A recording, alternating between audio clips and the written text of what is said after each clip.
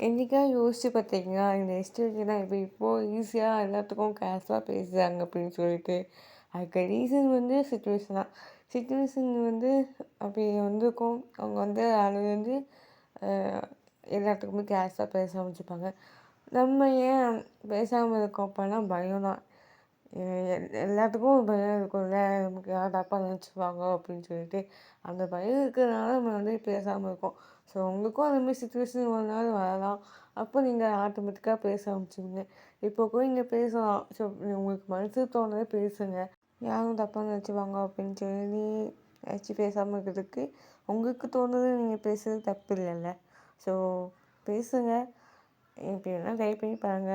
எல்லாருமே யாரும் எதுவும் தப்பா நினைக்க மாட்டாங்க. தேங்க் யூ ஃபார் வாட்சிங். பாய்.